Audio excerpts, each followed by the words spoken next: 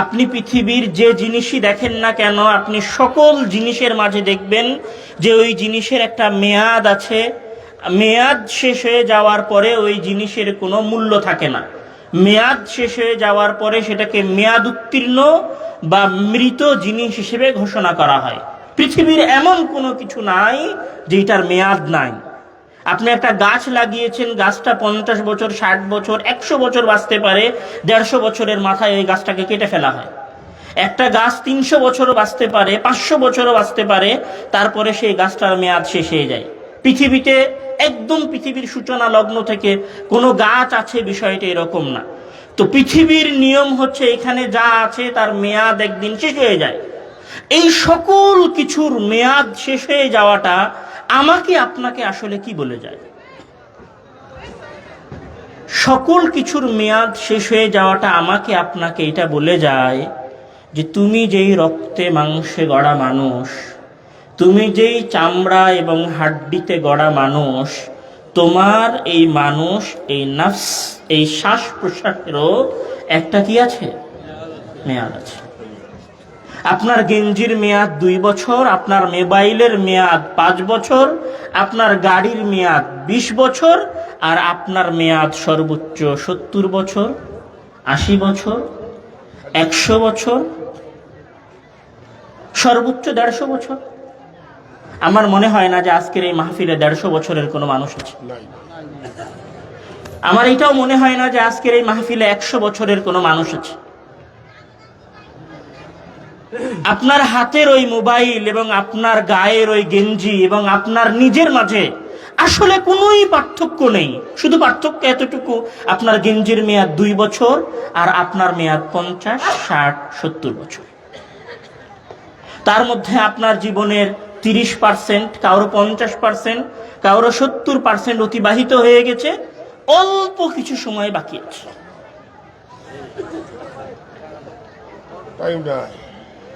আপনার মেয়াদ যদি 70 বছর হয়ে থাকে আর আপনার বয়স যদি 40 বছর হয়, তাহলে আর কয় বছর আছে?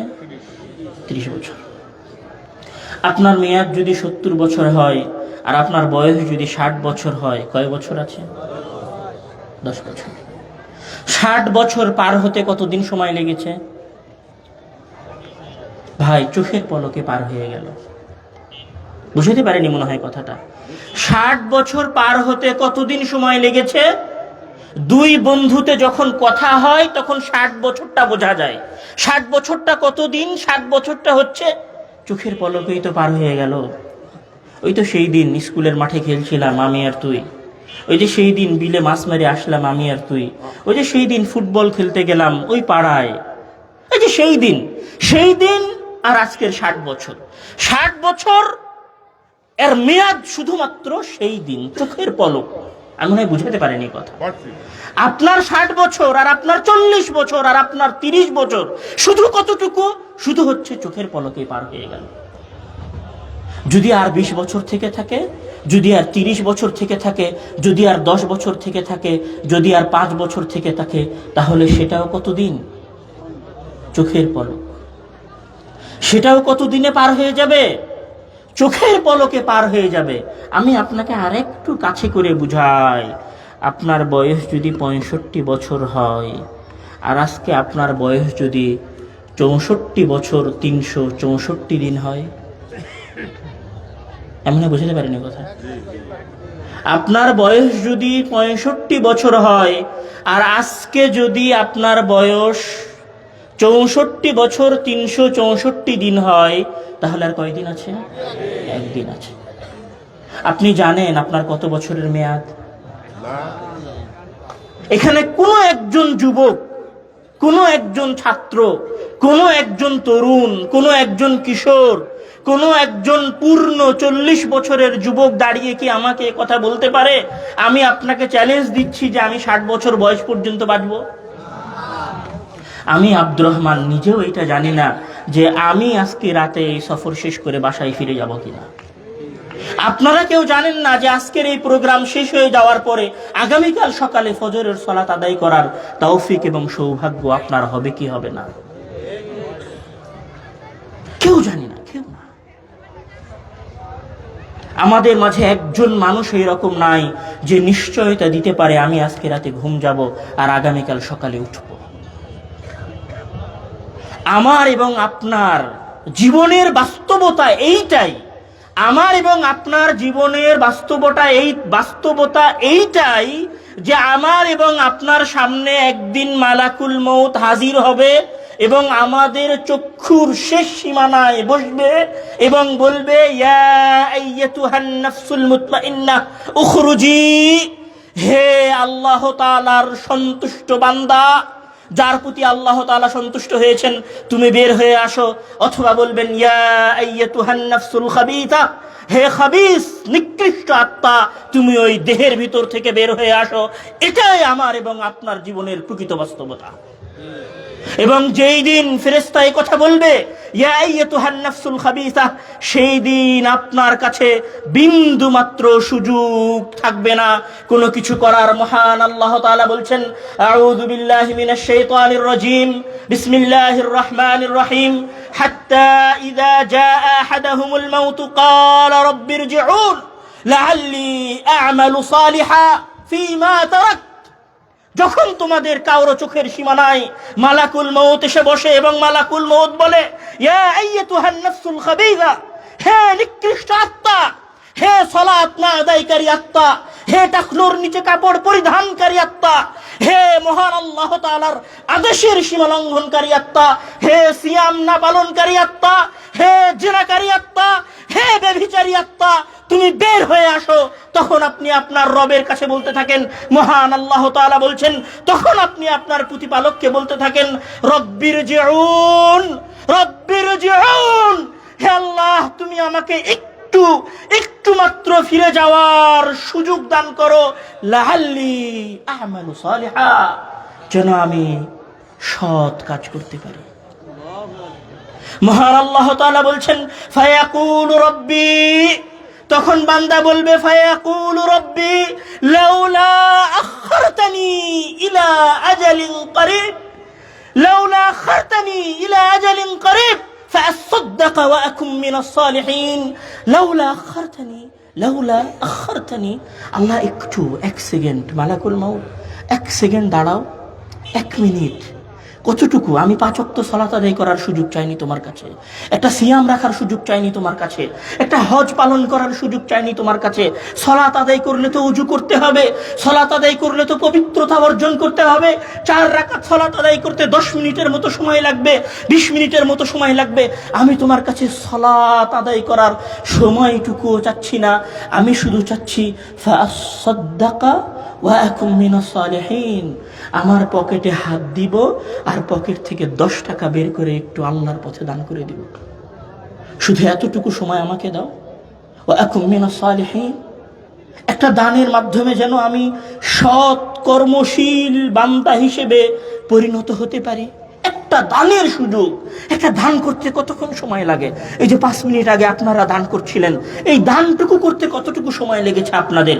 পকেটে হাত দিয়েছেন, 10 টাকা 100 টাকার নোটের মধ্যে থেকে বের করে 10 টাকার নোটটা চট করে দিয়ে দিয়েছেন। আপনি আল্লাহ তাআলার কাছে শুধুমাত্র একটা দান করার সুযোগ চাইবেন। তখন মহান আল্লাহ তাআলা বলবেন, কাল্লা কাল্লা ইন্নাহা কালিমাতুন হুয়া কাইলুহা, কখনো নয়, আমি তাকে 1 সেকেন্ড সময় দিতে পারি না, কেননা আমি তাকে 70 বছরের সময় দিয়েছিলাম, কেননা আমি তাকে 40 বছরের সময় দিয়েছিলাম, আমি তাকে 50 বছরের সময় দিয়েছিলাম, আমি তাকে 60 বছরের সময় দিয়েছিলাম। আজকে সে শুধু এই কথাটুকু বলছে, তার সামনে মৃত্যু উপস্থিত হয়েছে, এই কারণে কালিমাতুন হুয়া কাইলুহা, এটা শুধু বলার কথা, তাই সে বলছে। এই কথার সাথে তার হৃদয়ের কোনো কানেকশন নাই। আমি যদি তাকে ছাড় দেই, ছাড় পাওয়া মাত্রই সে আবার খারাপ কাজে লিপ্ত হবে। এটাই হচ্ছে আমার এবং আপনার জীবনের প্রকৃত বাস্তবতা। আমার এবং আপনার জীবনের প্রকৃত বাস্তবতা হচ্ছে এটাই যে আপনার মেয়াদ 60 বছর 70 বছর পার হয়ে যাওয়ার পরে 3.5 হাত কবর আর 2টা কাফনের কাপড় হচ্ছে আপনার জীবনের প্রকৃত বাস্তবতা। আপনি বিশ্বাস করুন আর নাই করুন, আপনি মানুন আর নাই মানুন, আপনার দাদা যদি কবরে গিয়ে থাকে, আপনার দাদার বাপ যদি কবরে গিয়ে থাকে, আপনার ভাই যদি কবরে গিয়ে থাকে, আপনার নানি যদি কবরে গিয়ে থাকে, আপনার নানা যদি কবরে গিয়ে থাকে, আপনার ফুফু যদি কবরে গিয়ে থাকে, আপনিও কবরে যাবেন। বিশ্বাস হয় না? কি নিয়ে যাবেন? আপনার শরীর, আপনার আমলনামা আর কাফনের দুইটা কাপড়। কতটুকু অসহায় হবেন জানেন?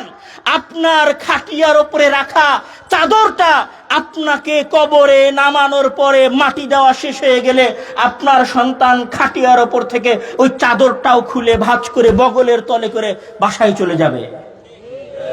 আপনি বুঝতে পারেননি আপনার অসহায়ত্ব, আপনি বুঝতে পারেননি আপনার জীবনের শেষ ঠিকানা, আপনি বুঝতে পারেননি আপনার জীবনের প্রকৃত বাস্তবতা, প্রকৃত তিক্ত সত্য কথা। আমার এবং আপনার জীবনের প্রকৃত তিক্ত সত্য কথা হচ্ছে মৃত্যু। আমার এবং আপনার জীবনের প্রকৃত তিক্ত সত্য কথা হচ্ছে কবর। আর আমার এবং আপনার জীবনের দ্বিতীয় তিক্ত সত্য কথা হচ্ছে আমি এবং আপনি এই দীর্ঘ 40 এবং 50 বছরে যা কিছু করেছি, আমি এবং আপনি এই দীর্ঘ 40-50 বছরে যা কিছু করেছি, যা কিছু করেছি, যা কিছু করেছি, তার সকল কিছুই একদিন আপনার সামনে উপস্থাপন করা হবে। আপনার জীবনের দুইটা বাস্তবতা। এক, যে আপনার জীবনের একটা মেয়াদ আছে, মৃত্যু আপনার দরবারে আসবে, আপনি কবরে যাবেন।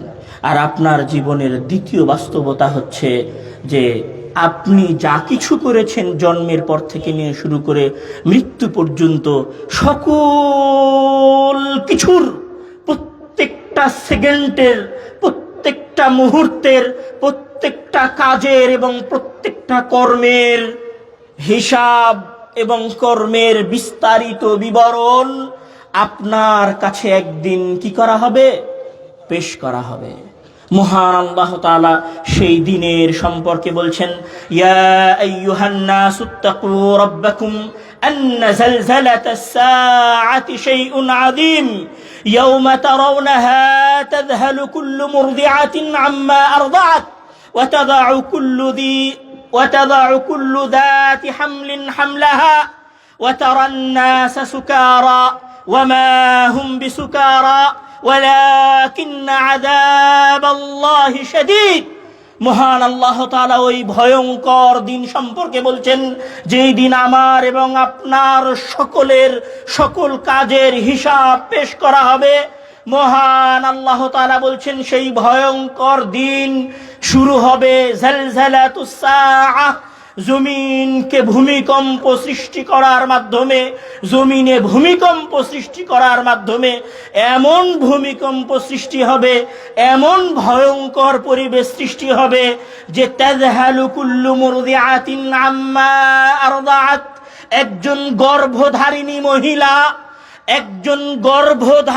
মহিলা তার 9-10 মাস 10 দিন পেটে ধারণ করা যত্নের, ভালোবাসার, প্রাণের প্রিয় সন্তানকে জন্ম দিয়ে দিবে। তাজহাল, এমন ভাবে জন্ম দিয়ে দিবে যে সে নিজেও বুঝতে পারবে না তার সন্তান জন্মগ্রহণ করে ফেলেছে। তাহলে পরিবেশ কতটা ভয়ঙ্কর হবে, পরিবেশ কতটা ভয়ানক হবে, পরিবেশ কতটা ভয়ঙ্কর হবে যে একজন মানুষ তার সন্তানকে জন্ম দিয়ে দিবে, একজন মহিলা তার সন্তানকে জন্ম দিয়ে দিবে, কিন্তু সেই মহিলা বুঝতে পারবে না যে সে তার সন্তানকে জন্ম দিয়েছে।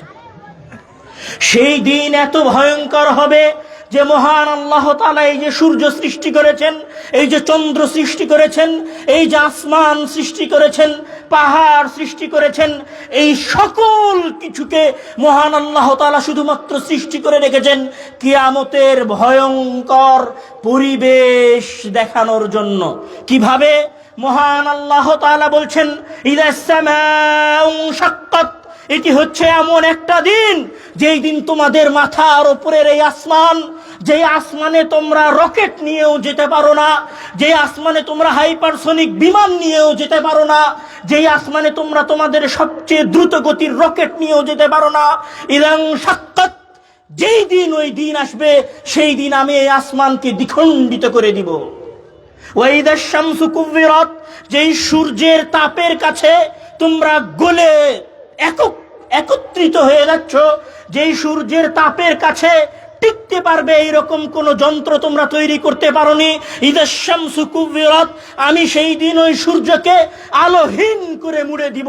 ওয়া ইদাল কাওয়াকিবু তাসারাত, আর আমি তোমরা যে তারকা দেখছো, যে চন্দ্র দেখছো, যে আরো গ্রহ নক্ষত্র দেখছো, এই গ্রহ নক্ষত্রগুলোকে আমি ছিন্ন বিচ্ছিন্ন করে দিব। আর ওই যে তোমরা হিমালয় পর্বত দেখছো, ইয়াসআলুনাকা আনিল জিবাল, তারা তোমাদেরকে হিমালয় পর্বত সম্পর্কে জিজ্ঞাসা করে, আপনি বলে দিন ফাকুল ইয়ানসিফুহা রাব্বি নাসফা। আর ওই দিন এত ভয়ঙ্কর হবে যে আল্লাহ ওই দিনের ভয়ঙ্কর দৃশ্য বোঝানোর জন্য আসমানকে চূর্ণ বিচূর্ণ করে দিবেন, সূর্যকে আলোহীন করে দিবেন, চন্দ্র তারকা গ্রহরাদিকে ছিন্ন বিচ্ছিন্ন করে দিবেন। ইয়ানসিফুহা রাব্বি নাসফা, এবং পাহাড়গুলোকে আরেকটা পাহাড়ের সাথে এত জোরে ধাক্কা দিবেন, ফায়াদারুহা কাআন সাফসাফা ওয়া তাকুনুল জিবালু কালইহনিল মানফুশ, আর পাহাড়গুলো ধুলিত পশমের নাই উড়তে থাকবে। লা তারা ফিহা ইওয়াজান ওয়ালা আমতা, এমন ভাবে পাহাড়গুলোকে বাড়ি দিয়ে ধুলায় ধূসরিত করে সমান করে দিবে যে তোমরা কেউ এই জমিনের কোথাও উঁচু নিচু কোনো কিছু দেখতে পাবে না। আসমান চৌচির্ণ হয়ে যাবে, সূর্য আলোহীন হয়ে যাবে, তারকাগুলো ছিন্ন বিচ্ছিন্ন হয়ে যাবে, পাহাড়গুলো ধুলায় ধূসরিত হয়ে মাটিতে মিলিয়ে যাবে। যখন এই রকম পরিবেশ চলবে, তখন আমরা কি করব?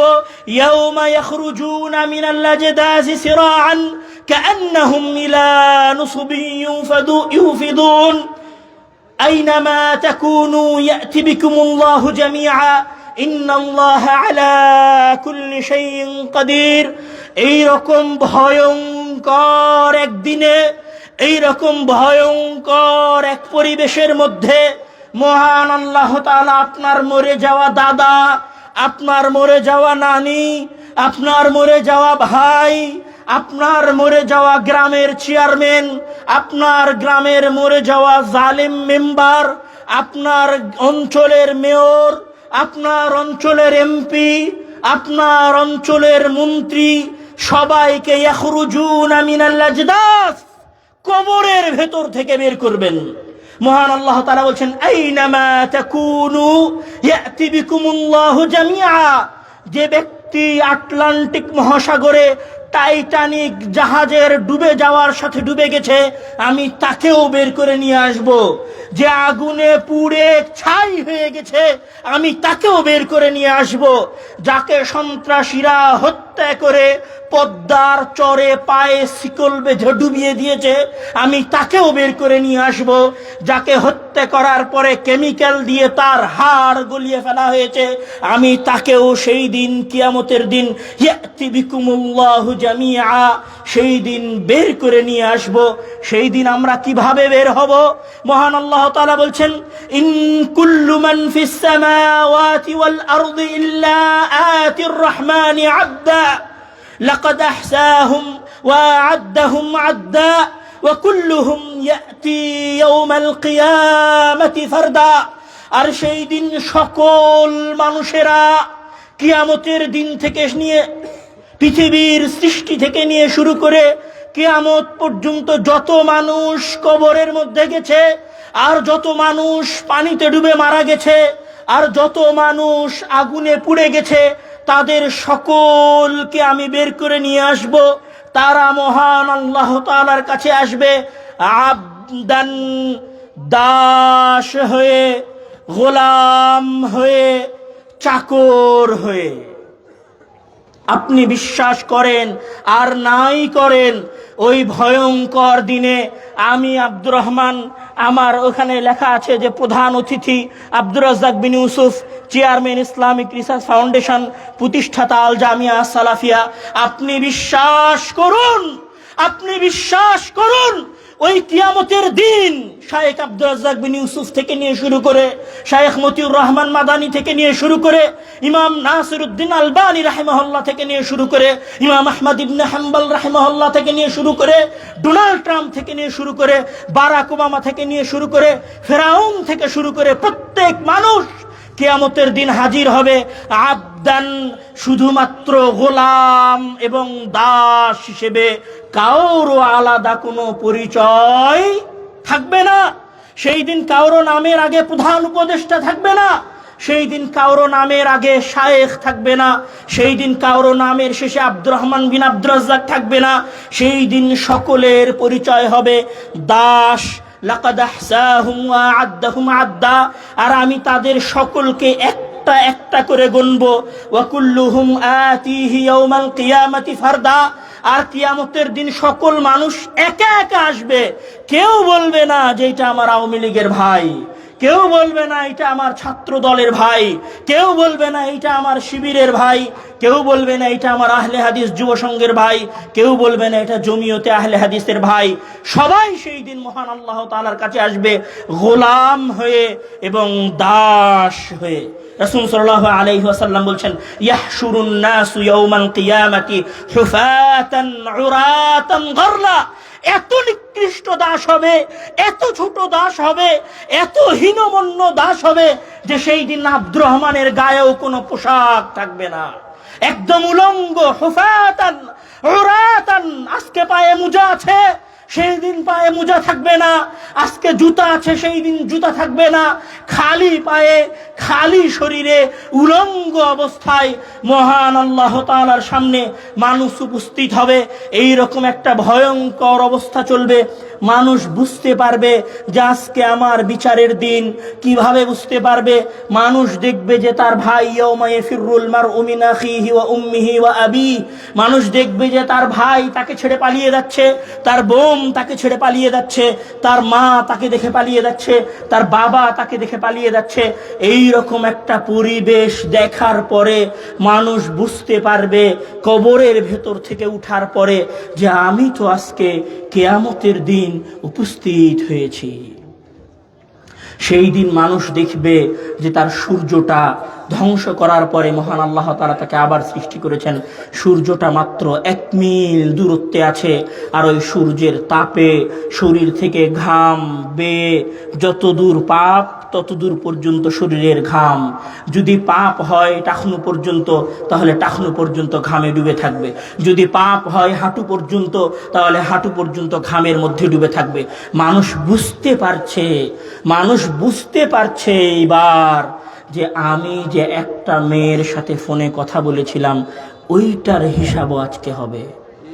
মানুষ বুঝতে পারবে যে আমি নেতা হয়ে যে 1 টাকা আত্মসাৎ করেছিলাম সেই 1 টাকার হিসাবও আজকে হবে। মানুষ বুঝতে পারবে যে আমার যত পাওয়ার ছিল, যত লকব ছিল, যত ক্ষমতা ছিল সব আজকে শেষ হয়ে গেছে। আজকে আমার পরিচয় শুধুমাত্র একজন দাস আল্লাহ তাআলার, যে তার সামনে এসেছে গোলাম হয়ে, যে তার সামনে এসেছে দাস হয়ে, উলঙ্গ অবস্থায়। বিশ্বাস করেন, উলঙ্গ অবস্থায়। আমি মনে হয় অনুধাবন করাতে পারছি না। উলঙ্গ অবস্থায় মহান আল্লাহ তাআলার কাছে উপস্থিত হবেন। এইরকম ভয়ঙ্কর পরিবেশ চলতে থাকবে। আর সেই দিনের বয়স হবে তা'রুজুল মালাইকাতু ওয়ার রূহু ইলাইহি ফি ইয়াউমিন কানা মিকদারুহু 50 আলফ সানাহ। আর এই দিনের মেয়াদ হবে 50,000 বছরের সমান। এই 50,000 বছর আপনি দিক বিদিক ছুটে বেড়াবেন, কিছু বুঝতে পারবেন না। মাথায় টেনশন আছে যে আমার হিসাব হবে। উলঙ্গ অবস্থায় আছেন, আপনার ভাই, আপনার বোন, আপনার দল, আপনার নেতা, আপনার চাচা, আপনার চাচি, আপনার বাপ, আপনার বোন, আপনার খালা, আপনার খালু, আপনার মামা, আপনার মামি, আপনি সবাইকে চিনতে পারবেন, কিন্তু কেউ সেই দিন আপনার পাশে দাঁড়াবে না। আপনি যখন এই রকম পরিবেশ দেখবেন তখন দুশ্চিন্তা অনেক বেশি হয়ে গেছে, তখন এবার মানুষেরা নিজেরা আলোচনা করবে যে চলো কারো কাছে যাই শাফাত করার জন্য। তখন মানুষেরা আলোচনা করবে এবং বলবে যে চলো সবার আগে আদম আলাইহিস সালামের কাছে যাই। তখন মানুষ আদম আলাইহিস সালামের কাছে আসবে। কেন আসবে? কেননা 50,000 বছর হয়ে গেছে, মানুষ দিক বিদিক হয়ে ঘুরে বেড়াচ্ছে। ওই যে আমল করেছে, এই যে দুনিয়ায় কাজ করছেন, এই যে 1 সেকেন্ড বসে আছেন, এই 1 সেকেন্ডের এখন হিসাব শুরু হয়নি, হিসাব হতে হবে। হিসাব না হওয়া পর্যন্ত তো মাথা কাজ করছে না, হিসাব না হওয়া পর্যন্ত টেনশন কাজ করছে, হিসাব না হওয়া পর্যন্ত বিচলিত হয়ে ঘুরে বেড়াচ্ছে। তাহলে কি করতে হবে? হিসাব শুরু করাতে হবে। তো হিসাব শুরু করানোর জন্য কার কাছে যেতে হবে? সবার আগে যাবে মানুষ আদম আলাইহিস সালামের কাছে। আদম আলাইহিস সালামের কাছে গিয়ে বলবে ফায়াকুলুনা আনতা আবুল বাশার খালাকাকাল্লাহু বিয়াদিহি ওয়া নাফাখা ফীকা মির রূহি। হে আদম, আনতা আবুল বাশার, আপনি আমাদের লক্ষ লক্ষ মানুষের পিতা। খালাকাকাল্লাহু বিয়াদিহি, আল্লাহ তাআলা তো আপনাকে নিজের 2 হাতে সৃষ্টি করেছেন। ওয়া নাফাখা ফীকা মির রূহি, আর আপনার দেহে জান ফুঁকে দিয়েছেন। ইশফা লানা, 50,000 বছর হয়ে গেছে, আমাদের জন্য একটু শাফাত করেন, হিসাবটা শুরু হোক। আদম আলাইহিস সালাম কি আপনার পীর সাহেবের মতো লাফ দিয়ে উঠে বলবেন যে আল্লাহ তুমি হিসাব শুরু করো? আদম আলাইহিস সালাম বলবেন ফায়াকুলু লাহুম আদম ইন্না রাব্বী ক্বাদ গাযিবাল ইয়াওমা গাযবান লাম ইয়াগযাব ক্বাবলাহু মিসলাহু ওয়া লা ইয়াগযাব বা'দাহু মিসলাহু। হে মানুষেরা তোমরা শোনো, হাসরের ময়দানের মানুষেরা তোমরা শোনো, আমি আদম, আমি আবুল বাশার, আল্লাহ তাআলা আমাকে সবার আগে সৃষ্টি করেছে, তার নিজের 2 হাত দিয়ে সৃষ্টি করেছে। কিন্তু ইন্না রাব্বী, আমার প্রতিপালক, ক্বাদ গাযিবাল ইয়াওমা, আমার উপর রাগান্বিত হয়েছেন। লাম ইয়াগযাব ক্বাবলাহু মিসলাহু, ইতিপূর্বে তিনি কোনোদিন এত রাগান্বিত হননি। ওয়া লা ইয়াগযাবা বা'দাহু মিসলাহু, আর আজকের দিনের পরে তিনি কোনোদিন এত রাগান্বিত হবেন না। আমি আমার প্রতিপালকের রাগের ভয়ে আছি। নফসি নফসি নফসি, আমি আমার নিজেকে নিয়ে চিন্তিত আছি। কে বলবে? আদম আলাইহিস সালাম বলবে। তখন আদম আলাইহিস সালাম কি বলবে? যাও তোমরা প্রথম নবীর কাছে যাও। তখন মানুষেরা নূহ আলাইহিস সালামের কাছে আসবে এবং বলবে ইয়া নূহ আনতা আউয়ালুর রাসূল ইলা আহলিল আরদ ওয়াকাদ সাম্মাকা আল্লাহু আবদান শাকুরা। হে নূহ, তোমাকে আল্লাহ তাআলা আবদান শাকুরা বলেছে, তোমাকে সর্বপ্রথম রাসূল হিসেবে প্রেরণ করেছে। ইশফা লানা, আমাদের জন্য শাফাত করেন। তখন নূহ আলাইহিস সালাম একই কথা বলবেন, আমার প্রতিপালক আজকে আমার উপর রাগান্বিত হয়েছেন, এমন রাগান্বিত তিনি ইতিপূর্বে হননি। ওয়ালা ইয়াগযাবা বা'দাহু মিসলাহু, আর এরপরে তিনি কোনোদিন এমন রাগান্বিত হবেন না। আমি নূহ আউয়ালুর রাসূল, প্রথম নবী। নফসি নফসি নফসি, তোমাদের জন্য শাফাত করার সক্ষমতা আমার কাছে নাই, তোমরা অন্য কোন নবীর কাছে যাও। তখন মানুষেরা নূহ আলাইহিস সালামের কাছ থেকে ছুটে দৌড়ে ইব্রাহিম আলাইহিস সালামের কাছে যাবে। ইব্রাহিম আলাইহিস সালামের কাছে গিয়ে বলবে আপনি খলিলুল্লাহ, আপনি আল্লাহর বন্ধু, ইশফা লানা, আমাদের জন্য শাফাত করেন যেন আমাদের হিসাব শুরু হয়। ইব্রাহিম আলাইহিস সালাম একই কথা বলবেন যে আমার প্রতিপালক আজকে আমার উপর রাগান্বিত হয়েছেন, আজকে আমি শাফাত করতে পারবো না। মানুষজন ওখান থেকে বের হয়ে মূসা আলাইহিস সালামের কাছে দৌড় দিবে। মূসা আলাইহিস সালামের কাছে গিয়ে বলবে আনতা কালিমুল্লাহ, আল্লাহ তাআলা আপনার সাথে কথা বলেছেন, আপনি আমাদের জন্য একটু আল্লাহর কাছে শাফাত করেন না, একটু শাফাত করেন। মূসা আলাইহিস সালাম বলবে নফসি নফসি, আমি আমার নিজেকে নিয়ে ব্যস্ততা আছি। মানুষ তখন যাবে ঈসা আলাইহিস সালামের কাছে। ঈসা আলাইহিস সালামের কাছে গিয়ে বলবে আনতা রূহুল্লাহ, আপনি হচ্ছেন রূহুল্লাহ, আল্লাহ নিজে আপনার নফসের জন্য ফুৎকার দিয়েছিলেন মারিয়াম আলাইহিস সালামের গর্ভে। আপনি তো ঈসা মাসীহুল্লাহ, আপনি ঈসা মাসীহুল্লাহ, আপনি আমাদের জন্য একটু শাফাত করেন। সেই দিন ঈসা আলাইহিস সালামও শাফাত করবে না, বলবেন নফসি নফসি, আমি আমার নিজেকে নিয়ে ব্যস্ত আছি, আমি আমার নিজেকে নিয়ে চিন্তিত আছি। সেই দিন এত ভয়ঙ্কর হবে, এত ভয়ঙ্কর হবে যে আদম আলাইহিস সালাম আবুল বাশার শাফাত করবেন না, নূহ আউয়ালুর রাসূল শাফাত করবেন না, ইব্রাহিম খলিলুল্লাহ শাফাত করবেন না, মূসা কালিমুল্লাহ শাফাত করবেন না, ঈসা মাসীহুল্লাহ শাফাত করবেন না। কেউ সেই দিন শাফাত করার সক্ষমতা রাখবে না। নবীদের যদি এত ভয়ঙ্কর অবস্থা হয়, নবীদের যদি এত চিন্তাজনক অবস্থা হয়, নবীরা যদি নফসি নফসি করে চিৎকার করতে থাকেন, আমি আব্দুর রহমান, আমি আব্দুর রহিম, আমি আব্দুল কুদ্দুস, আমি দাড়ি চাচ্ছি, টাকনোর নিচে প্যান্ট পরি, 5 ওয়াক্ত নামাজ পড়িনি, কতদিন সালাত আদায় করিনি, কতদিন সিয়াম পালন করিনি, কতদিন কত নারীর পরকীয় সম্পর্কে জড়িত হয়েছি, কতদিন কত অন্যায় করেছি, কতদিন কত বিচার করেছি, সেই দিন আমার আপনার অবস্থা কি হবে? আমি মনে হয় বুঝাতে পারিনি কথা, আমি মনে হয় বুঝাতে পারছি না। আপনি আমাকে দেখেন, আমি আব্দুর রহমান, আজকে আমার গায়ে সাদা জুব্বা আছে, আমার হাতে ঘড়ি আছে, মাথায় টুপি দিয়ে পরিষ্কার চকচকে ঝকঝকে হয়ে আপনাদের সামনে বক্তব্য দেওয়ার জন্য এসেছি। বিশ্বাস করেন, আল্লাহর কসম করে বলছি, আপনি বিশ্বাস করেন, আল্লাহর কসম করে বলছি, কিয়ামতের দিন আমি আব্দুর রহমান হুফাতাল উরাতাল উলঙ্গ অবস্থায় আল্লাহ তাআলার সামনে দাঁড়াবো। আপনি বিশ্বাস করেন, আপনারা প্রত্যেকেই সেই দিন ওই প্রতিপালকের সামনে হুফাতাল উরাতাল উলঙ্গ অবস্থায়, জুতাহীন অবস্থায় নফসি নফসি নফসি করতে করতে উপস্থিত হবে।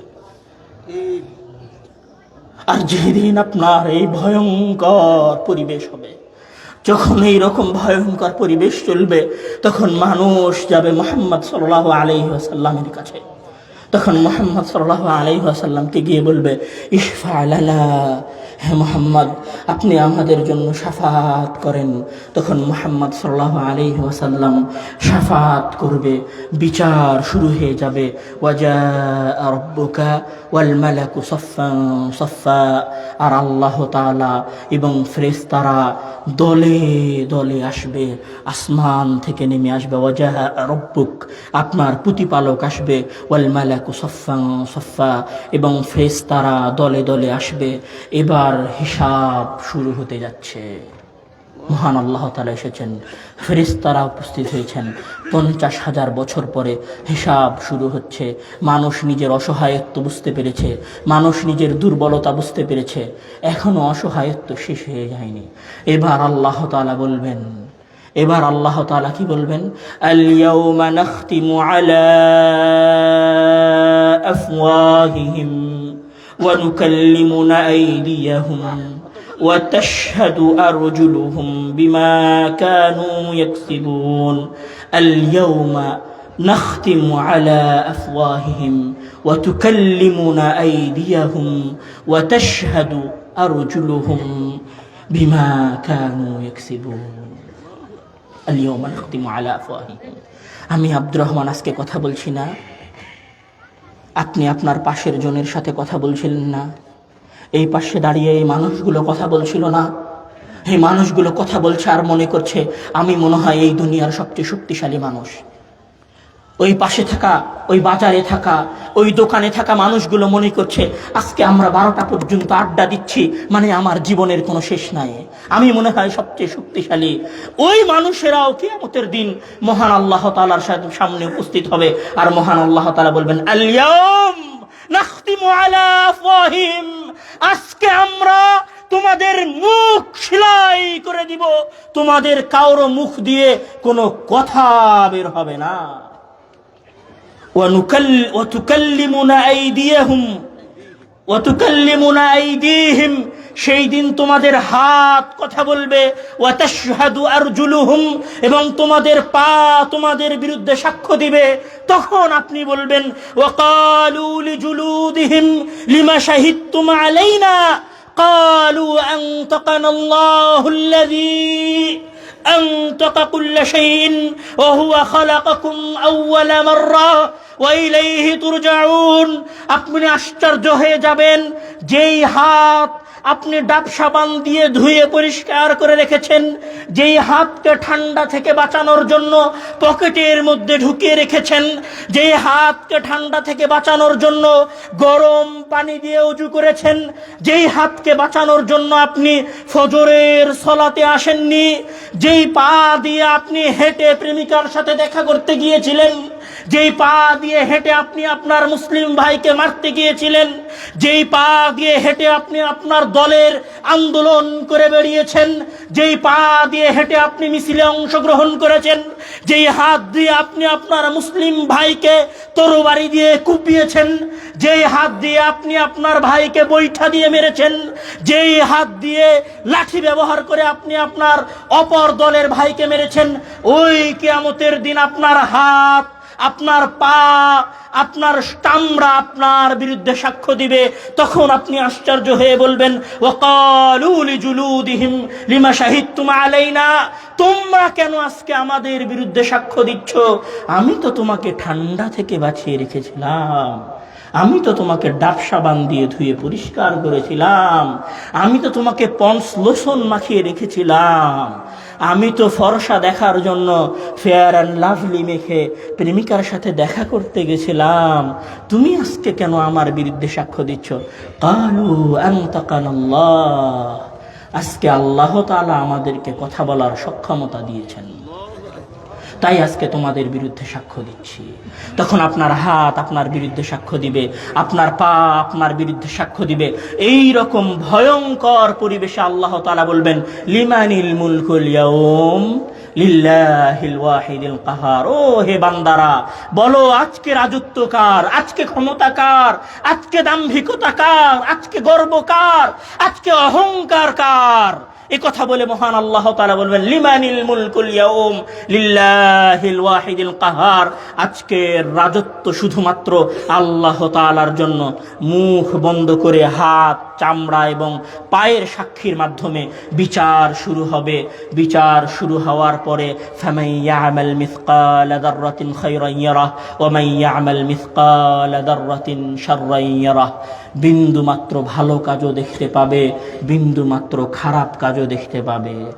শোরুমে গেছেন, শোরুমে জুতা কেনার পরে কম্পিউটারে আপনার জুতার দাম দেখায় 2000.99 এরকম করে লেখা, রিসিট বের হয়, রশিদ দেখেননি? রশিদ ওই রকম কিয়ামতের দিন ফামান ইয়ামাল মিসকালা যাররাতিন খায়রান ইয়ারাহ ওয়া মান ইয়ামাল মিসকালা যাররাতিন শাররান ইয়ারাহ।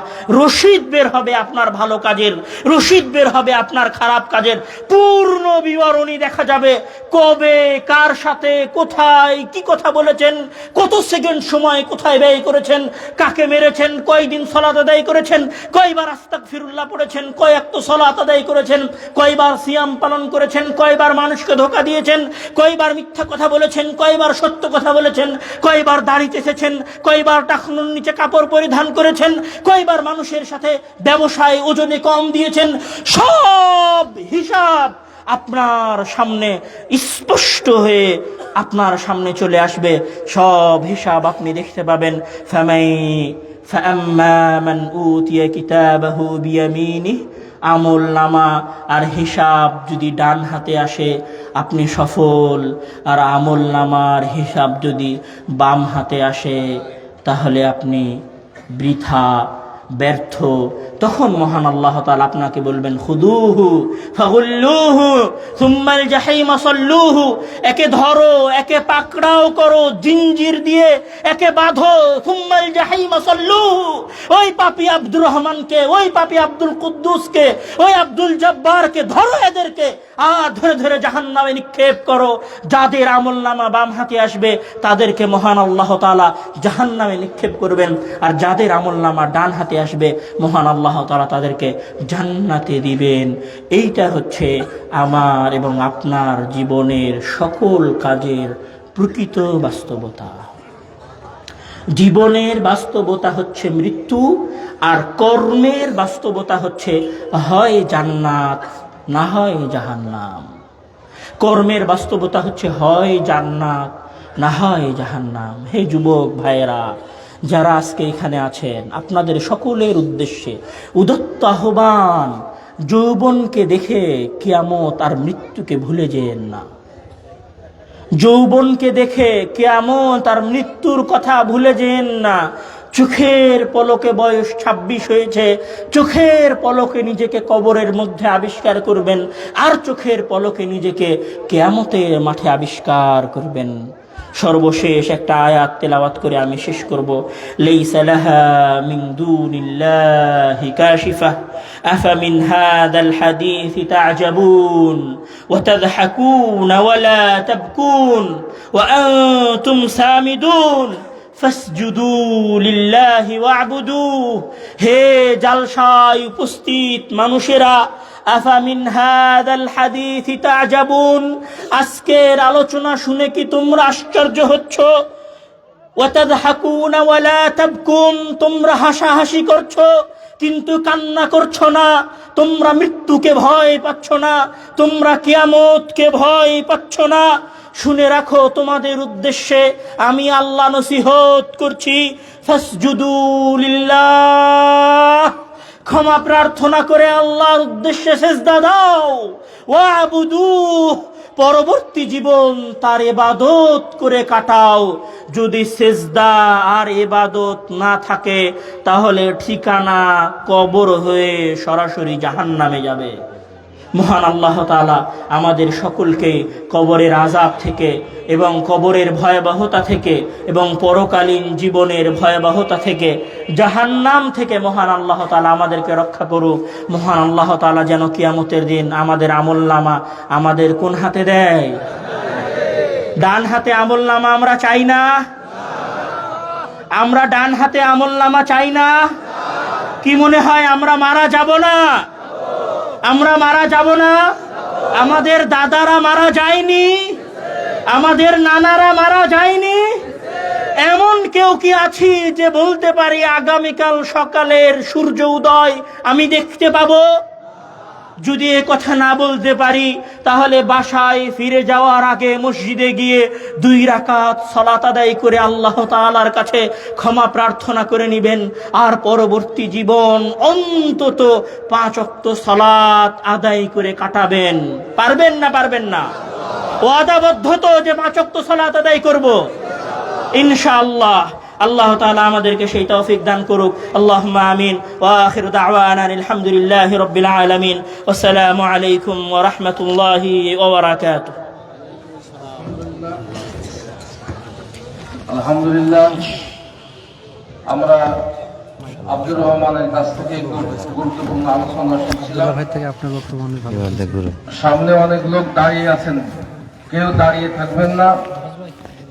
যারা রাস্তায় পাশে যারা দাঁড়িয়ে আছেন, দাঁড়িয়ে থাকলে শীত আরো বেশি লাগে, বসেন, শীত কম লাগবে।